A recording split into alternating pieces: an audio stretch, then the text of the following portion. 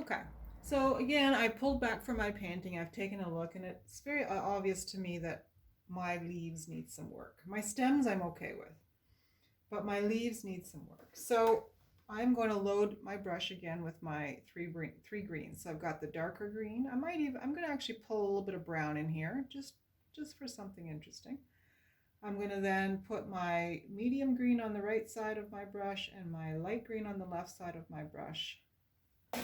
And I'm going to create more interesting leaves. Now, the one up here is going to be a bit of a challenge, just because I have a flower here. But I can also touch up my flower.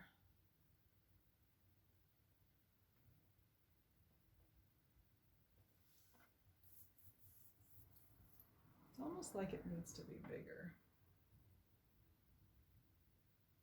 There, that's a little better. So it's the same process for all the leaves I want to work on. I can put a little bit of brown in here.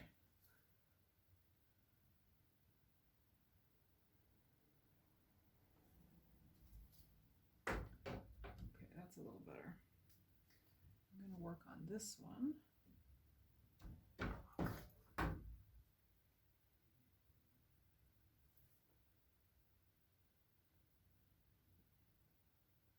Oops, I went into the, yeah, that works.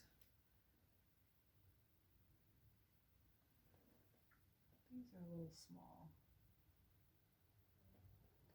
So in order to make that one bigger, I have to deal with the fact that I have a mark down here. So I have to go in twice. And now I'm just going to grab my light green and catch the top there. That's better.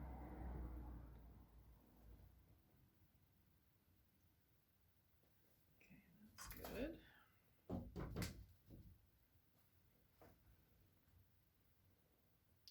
Still having an issue with this one. There, that's a little better. Okay.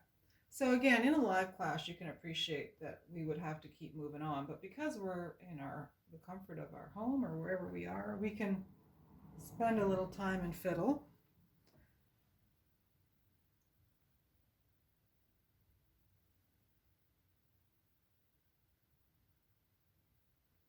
And there can be a point where you go too far, so you have to be really careful. I'm just adding a little of extra brown in here every now and then, just to break up the green. There, that's more interesting. Okay, so I feel like those flowers are pretty good. The only thing I'm going to do, I'm going to put a little bit of yellow and white on my brush and just touch the edge of some of these ones up here, just because this is where the highlight is supposed to be on mine. And it just has a way of making it pop a little. These are all tricks that you learn as you go along in painting. Just random. If you notice, I'm just randomly going in with some white and yellow and just marking it every now and then. Some of my flowers ended up coming together a little too much. So this just really separates the petals a bit.